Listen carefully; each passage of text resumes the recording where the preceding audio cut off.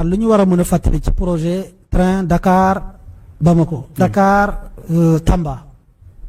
façon c'est pareil parce que boobu moo war a continuer bi ma jëlee ministère je pense que c'est la première fois ma waxee ko fii bokk na ci lu ma gënoon métti ma dal ci contrat boo xam ne état du Sénégal def ko signé en 2017 déglu bu baax li may wax signé ko en 2017 pour un montant de 1200 milliards ak benn entreprise turque waxuma la projet dama la ne contrat donc ku wax contrat wàllu projet pare nga ficelé ko ba nga signé ko ak ab entreprise 1200 milliards ça aurait pu être le plus beau projet de toute la gouvernance du régime passé ci sama gis-gis parce que luñ ci tënk mais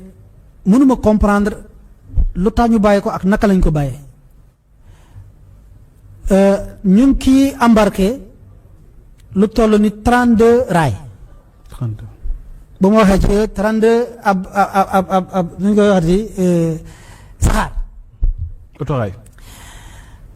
ak benn port sec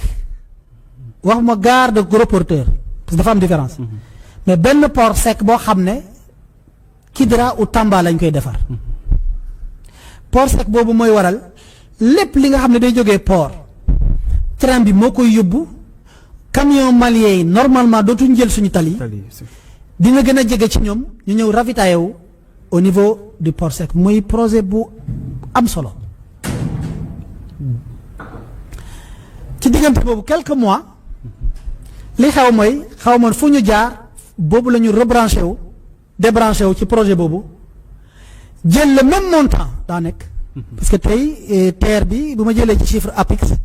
les derniers montants officiels arrêtés le TER nous a coûté 1200 milliards hors taxe. 1200 milliards. c'est-à-dire le même montant bu ñu waroon def fii voie à écartement standard mooy raay écartement standard raay ñaar la. métrique ak écartement standard métrique mooy diggante raay yi benn mètre la. mooy ancien bi.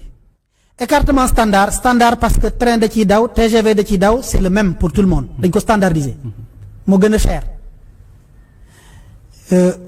moo gën a cher gën a performant moo nekk fépp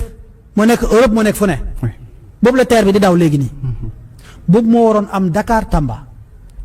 au même prix que le TER qu'on a fait à 36 kilomètres c'est-à-dire naam daan naa déglu waxtaan bu njëkk premier ministre à l'époque de l'opposition mu koy wax mu ne c'est pas opportun bii la mais man mosuma woon xalaat te mosuma woon dégg ni ki état du Sénégal dafa dem ba signer contrat man maa jot ci contrat bi en bonne et due forme. depuis 2017. 2017 ñu signé ko teg ci wul at ci la ñu génn ci TER bi ñu bëri di wax ne. ma raconté ak émission am na ñu mbëri jàpp ne am na ñu wàññi seen loxo pour ñu parce que turc la l'entreprise elle est turc yi war a ñëw fii def projet bu toll nii il fallait peut-être des mesures pour aller vers le TER alors que en termes de rentabilité économique financière et même sociale y a pas pareil c'est pas tout. projet boobu dafa waroon defar toutes les gares de Dakar à Tamba. projet boobu dafa waroon yeesalaat le transport d'ici Touba. yëpp ñu taxañ ko ci biir projet boobu tënk ko mais on y renonce entreprise boobu bi may jot ci contrat bi entreprise bi moo doxaat ñëwaat set siwaat ma laaj ma rendez-vous bi ma ko jaglee rendez-vous ci laa jot contrat yi gis ko en bonne et due forme. Ils m'ont expliqué des choses que je ne peux pas dire ici. C'est extraordinaire. Bref, président de la République mu fas yéene teg projet bi. mais comme def ñu ñaax pour ñu waxtaan sénégalais ñu wax leen dëgg du projet boo xam ne en 2 ans en 3 ans mu antu. day jël temps. projet train bu toll noonu dafay jël temps mën na jël 5 ba 10 ans moo tax ak techniciens yi ñu ngi ciy xalaat. comment nous allons nous organiser pour lépp loo xam ne mën na nekk ay livrables progressifs ñu def ko ak ban alternative ndax xam dañuy yee salaat pour train bi daw sur la voie métrique parce que c'est des voies parallèles gis nga yoonu ancien rail bi ci la ñuy defar bu bees bi ñu bëri ñu jàpp ne war nañu yeesal rail bu bees yaay ancien bi mu daw a ngum comme bële dafay jël temps pour le temps ñu defar bi ñu bëri jàpp ne est-ce que jar nañu dugal xaalis bu toll noonu ci defar bi alors que dañuy migrer mais beneen bi gën a am solo mooy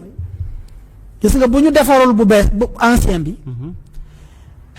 lam ñuy coûter ci jël yoon bi pour defar bu bees bi raay dafay soxla ñu transporter ay barres de fer yu gudd. dafay soxla ngeen indi ay oto ay camion remorque yoo xam ne yu bëri amul Sénégal dañ koy importer sax pour defar ko mais gis nga ne boo defaree bii defarin woo xam ne train mën na cee daw ñu ngi calculer bu dee lu ñuy indi comme coût d'installation en utilisant la route ak yàq-yàq yu mën a am ci yoon bi bu dee mën nañ ko jëlee ñu defar raay bi bii di ci daw train bi war a defar bii muy ñuy yóbbu marchandises yi ci bii option boobu la ñuy dem. moo gën a rentable. mooy war a gën a rentable en fonction de ce que les études vont nous donner moo tax daañu ko defar nu mu gënee ci kabagaw réew mi ak intérêt Sénégal bu mu féetee mais ma wax la ne la projet boo xam ne ça tient à cœur parce que président dafa jàpp ne war nañ mën a connecter le port de Sendou. war nañ mën a connecter le port de Dakar ak yenn port yi nga xam ne am na ci Sénégal par des autoroutes et également par des voies par la voie ferrée